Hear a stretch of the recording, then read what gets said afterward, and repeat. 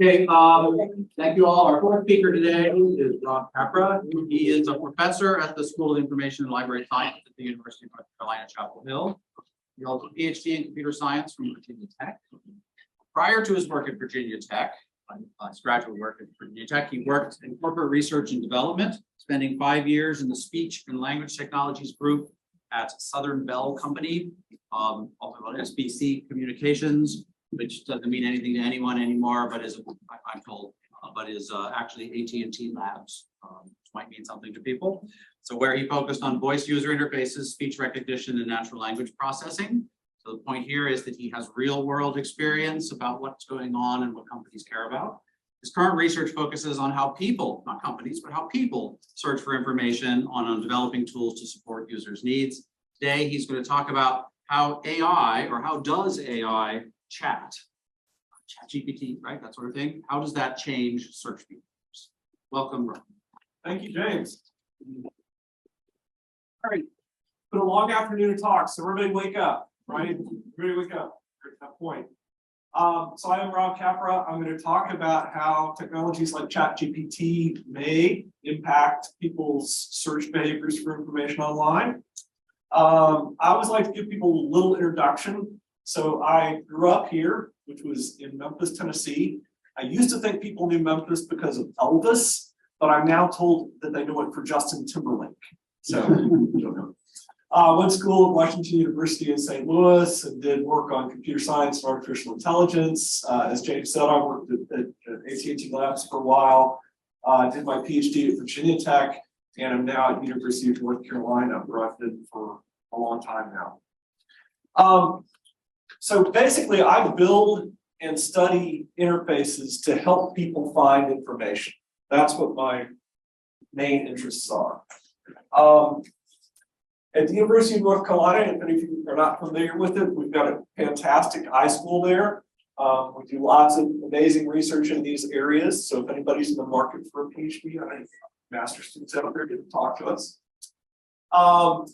And in my career, I've spent a lot of time looking at search interfaces and inserting some tool off to the side to try to help people with their search.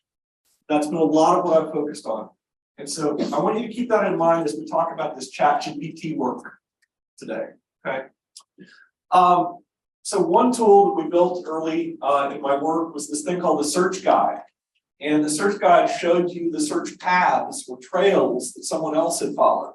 So Jaime talked about, following those trails. We actually showed people these trails. And you could click on them, click on path one, and you see what trails somebody else followed. And you can see, what queries they issued, what things they thumbs up. And what do you guys think? Would this help you, or would this get in your way? This is the audience participation part of the talk. Too much duplication. Too much duplication? Okay. Left and right fairly similar. We got similar things. Okay. Anybody else? Yeah. I think it adds extra effort because you need to go and check which paths are more relevant for you. Ah, perfect. Okay, so you don't know what these paths have in them, right? Maybe this guy followed this path and it wasn't so good, right? And so you've got this cognitive cost of doing it. Yeah. There can also be ambiguity in the queries, so that could also lead to. Sure, like I entered this query, how do I know that these paths are really matching up to my query? So there's this huge cognitive overhead in disengaging from my search and going over to this search guide that's going to help us. So we ran a study on this, we weren't sure what we would find. And we found that people like to start searches on their own. This is not a surprise, but people did not start with the search guide. They started on their own. And that the more complex the task was, the more they tended to use the search guide, or it influenced how they used it. So for a really simple task, like let's say you're just looking up the capital of Australia, Canberra, right? If you look up the capital of Australia, you're like, Canberra, I thought it was Sydney. And then you look over in that search guide and somebody else found Canberra. You're like, oh, I feel good about my answer now, right? So they used it to verify what they had found. For complex tasks, they used it to get ideas of new directions to go in. So I did a bunch of searching on my own, and now I'm kind of like at a transitioning point, can't quite figure out what to do next. Oh, let me go see what somebody else did. Okay, so that was kind of a nice result.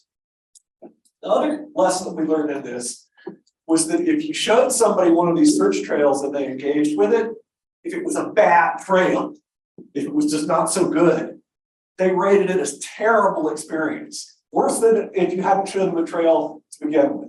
So if you show somebody a tool like this, better make sure it's good. Okay. We built another tool called the InfoBoxes, set over on the side here. This one was focused on looking at different types of information that you might need. Facts, concepts, opinions, insights that people had, right? And so we did some studies on this. And what did we find? We found that for simple tasks, people use facts a lot, not terribly surprising. We also found that they used the InfoBox tool to confirm things that they had already found on their own, kind of like they did with the search guide. They were confirming things. For complex tasks, they used the opinions, insights more. They used it to get an overview of the domain. So this is maybe a new domain I don't know much about. And so I can come over here into this InfoBox and kind of get the lay of the land, right? Just looking at what's in there helps give me a sense of what this topic is about. And they also used it to plan in some cases, okay? And if you want to read about that, you can go read our papers on that. Another tool that we built, this one was called the OrgBox. We're not very good at naming tools. We're not very creative. We're like very straightforward names. In this one, you could drag information off of landing pages that you found and organize it into these little boxes in the little side panel. So it helped you organize the information that you were finding. And we had some comparison of that tool versus just like a Google Doc type doc. We wanted to compare against something that's sort of there. And we found some nice results with this. People used the organizational tool. They stored more sections of text. They saved more text. They gave it a higher overall rating. It helped them in their metacognitive processes. So Jaime was talking about metacognition, like keeping track of how much they had how much information they had found on each subtopic. And interestingly, even though this was a novel tool that they hadn't used before, they didn't rate it as being harder to use or more confusing or anything like that. So that was kind of a nice result. So we built a bunch of these tools in our lab. So a few months ago, OpenAI dropped this huge bomb on the world. Maybe you've heard about it or somebody has talked about it. And we got thinking, wow, all these tools that we've been building to help people search, people can now do some of this stuff with chat. How does that impact the search process? How will it change the way people search? I mean, I don't know, are any of you guys using ChatGPT as part of your normal search processes now? Yeah? I've used a plugin, which Okay.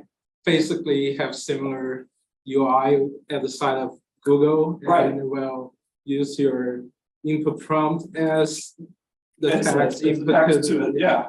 and will show the ChatGPT answer side by side with the. Have you found it helpful? Not really. Okay, not really. Who else? There's somebody over on this side, yeah. I use it for like searching up papers in specific topics. Okay, Some of the links did not work, but some Yeah. of them did. Which Okay. led me to good papers. So yeah. okay. Did it make up any papers? Yes, it made up like 3 out of 5 papers, Yeah. which I was not happy about. Yeah, But okay. I had it give a bio for me and Jaime, and it said that I was an English professor. Nice. Anyway, search engines are rapidly embracing these tools, right? We all know this. So there's the new Bing interface where, like you said, you can have the chat over here on the side, and it's not really tightly integrated with the search results. There's kind of two separate things happening there. But they do have, and I'm sorry I don't have my screenshot, but there are references down here, right? They have links to references. But we know how large language models work, so it's a little confusing what those references are telling us sometimes. Google Bard also is doing similar stuff. So when I got interested in this, I'm on sabbatical this semester. And I had all these great plans to write a book in January. And then ChatGPT kind of came up, I said, oh my gosh, I've got to drop everything and study this. And so in January, the Bing API or the Bing interface and the Google Bard were not publicly available yet, but the OpenAI system had an API, right? OpenAI had their API out. So I took just a standard web search using a Bing search API and pasted it together with the ChatGPT, basically. Okay. So this chat on the side is basically, I think it's 3.5 turbo, if I remember right. And the context here is when you type something in, it just appends that, sends the whole thing back off to ChatGPT and says, you know, answer this like you're a knowledgeable chatbot. So what I did is I gave people this interface and I just said, let's give them some tasks and see what they do.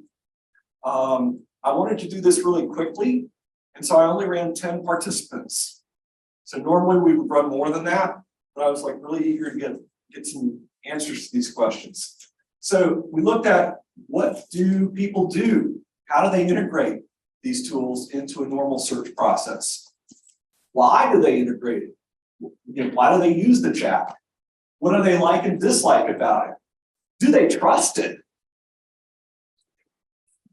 What are their mental models about how the chat generates its responses? And so this is what I'll spend some time going through here in our results today.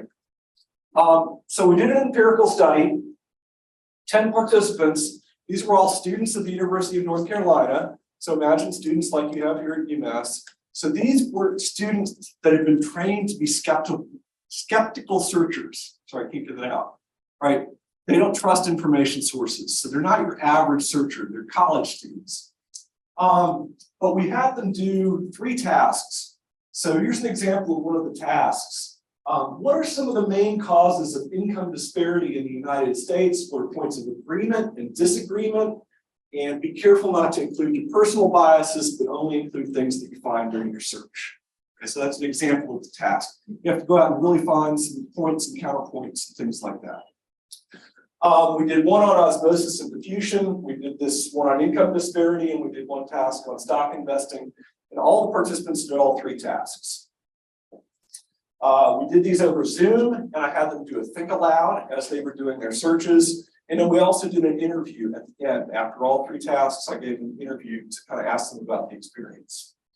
We were pretty generous. It was a 2-hour study, and we paid them $50. So we had no trouble finding participants for this study. And if you're curious, here are the other tasks that we gave. But in the interest of time, I'll go through.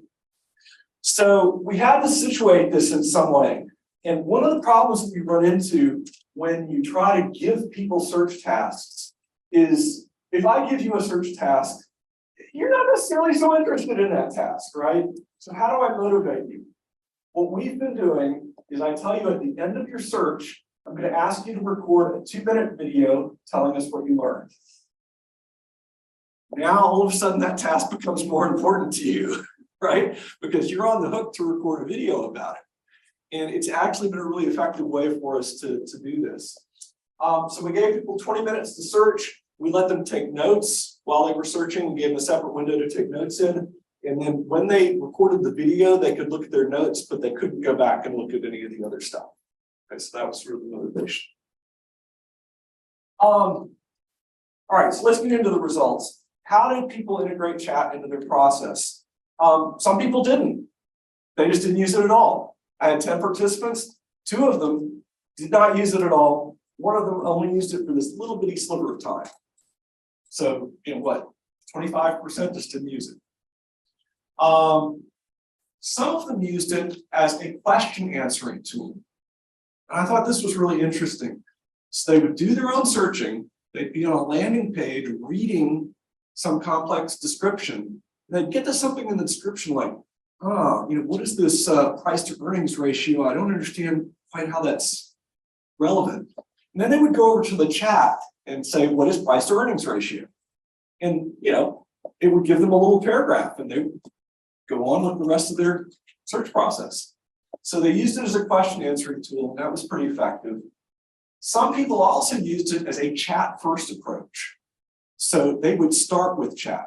I don't know anything about stock investing or metrics. I'm gonna go to the chat and say, tell me what are some important metrics for stock investing. It's gonna tell me 3 or 4 things. And I'll use those as starting points to go do my own search. So they weren't relying on it, verbatim, but they were using it as a starting point. So that was kind of interesting. Why did they engage with it as a starting point? I mentioned that before. They used it for unfamiliar topics, especially. It's not, again, surprising. But one of the things they liked about it for unfamiliar topics was it did the synthesis for them. This is something that I went into that I don't understand.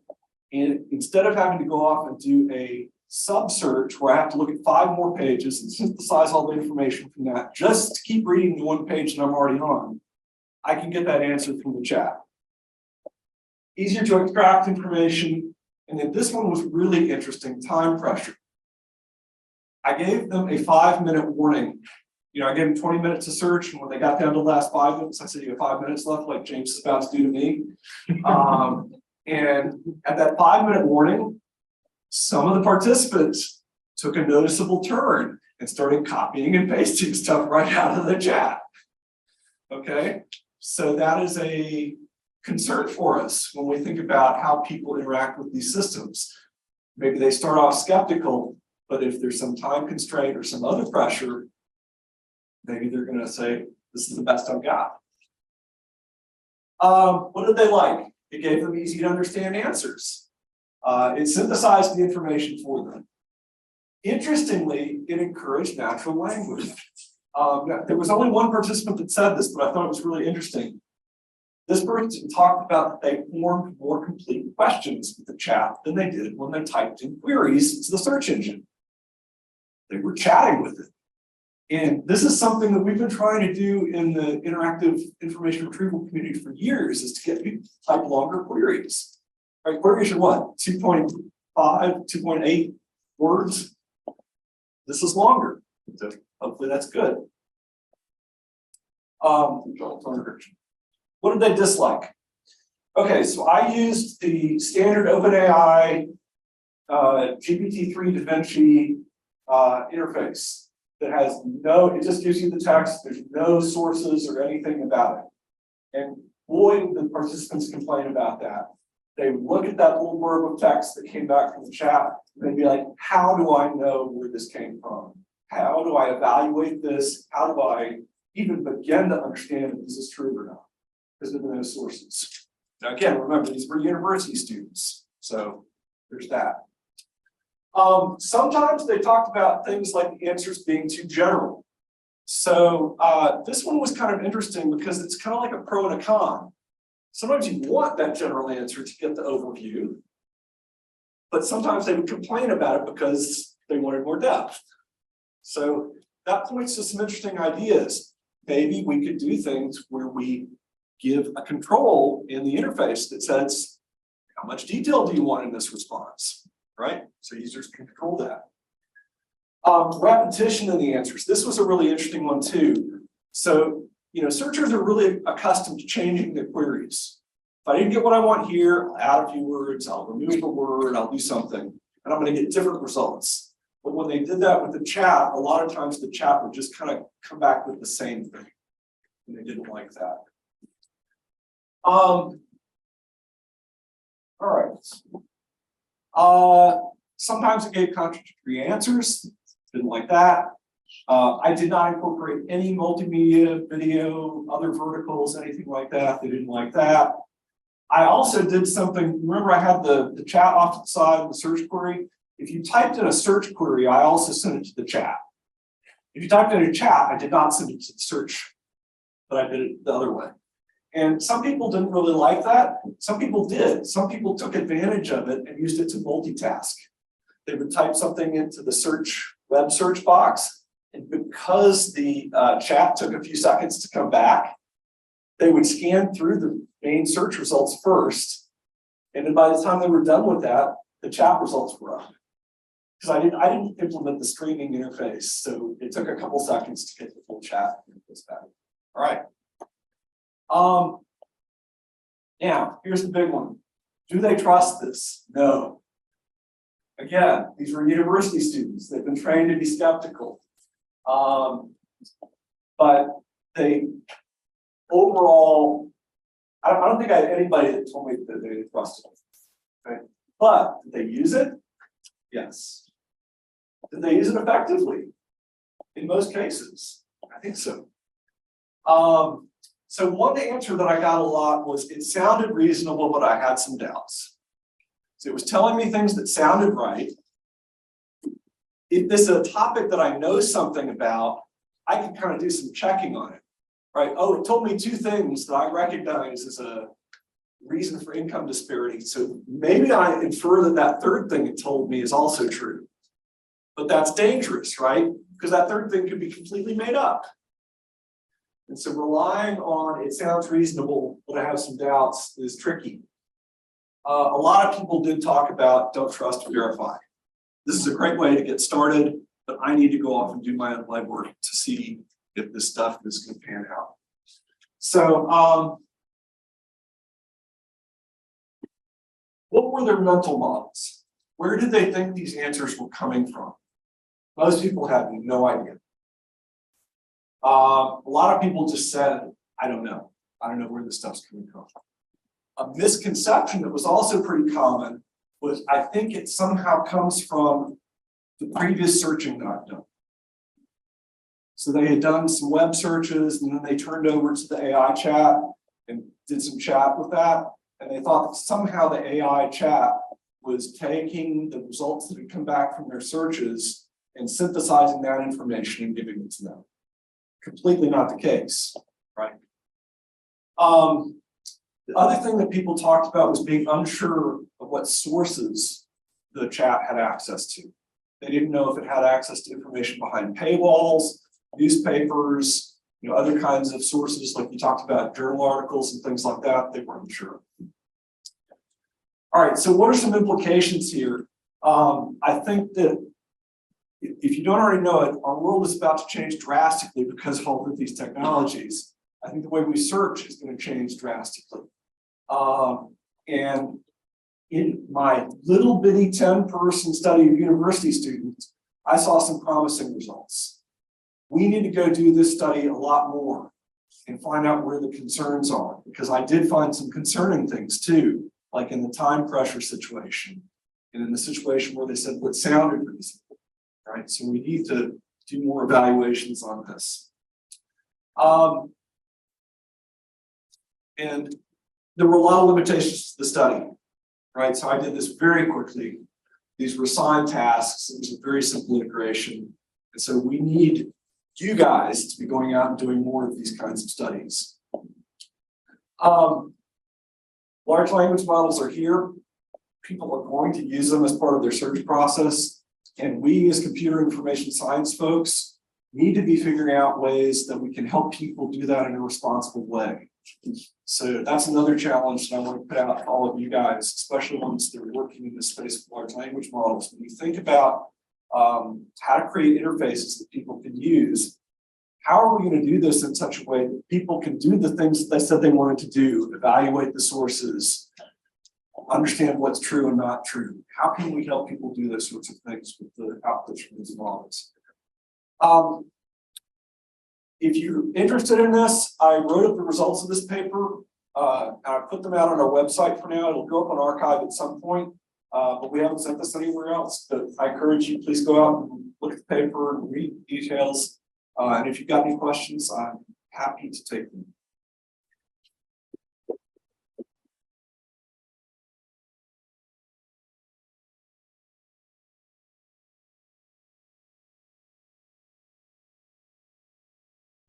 You've asked questions before, right?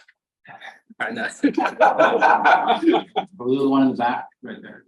Yeah. If I understood it correctly, you said that the participants were allowed to copy search query to the chat, but not in the other direction.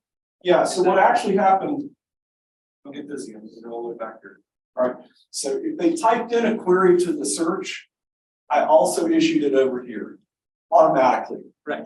But if they typed in a chat, it only went to the chat. It did not change the search result. Why did you do this? What's the purpose of it? Yeah, Well, so I'll tell you the reverse direction. I think when you're chatting here, you don't want to disturb your search results necessarily. So that was sort of the motivation on that. But when you type in a search query here, it just seemed like, oh, well, to increase the interaction between these two things, why not send it to the chat? I mean, you know. Well, follow up. Yeah. What does Bing do?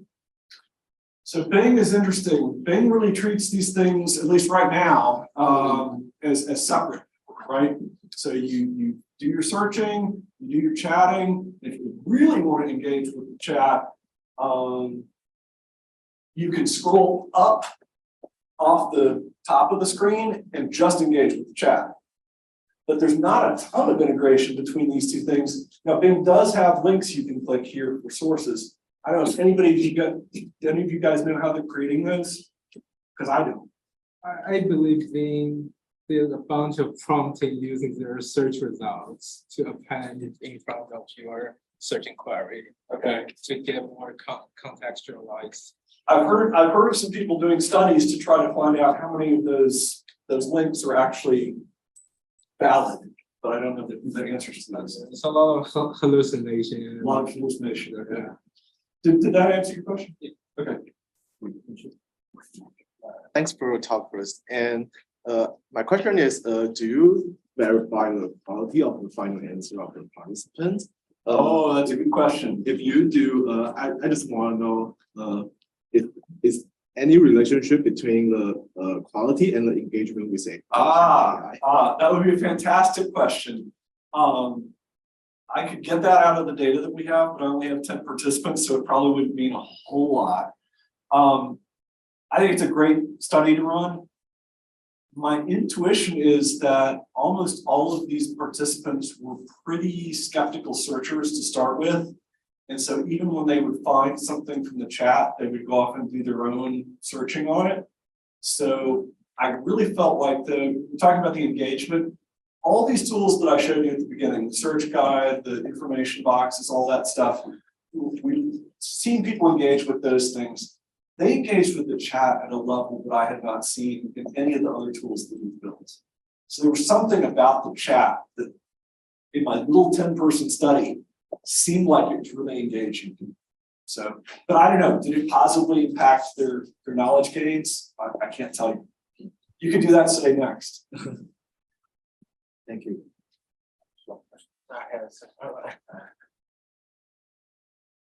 Any other questions? There are online questions. Yes. I think maybe I was first. Hi, Rob. Exciting, and of course, I know parts of it from your crushing the poster session at Cheer conference at Austin. But part of your comments, part of what you found, definitely depends on what are the mental models that people have.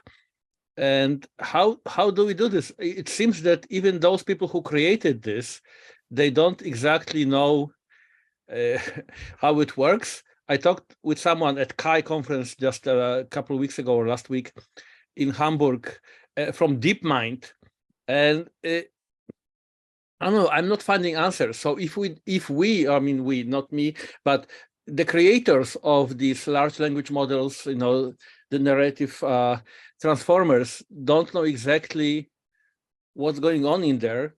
How can we expect that, and let's say a common or average person, or probably above average educated student, can understand what's going on? And it's happening so quickly. What do we need? How can we educate people? So Jacek, I think this is a fantastic question, and it's one that for those of you guys who are familiar with the Cheer community, it's the Interactive IR conference that's sponsored by SIG-IR. So Jacek was the chair of that conference just a few months ago in Austin, and we had a lot of discussions about these kinds of topics.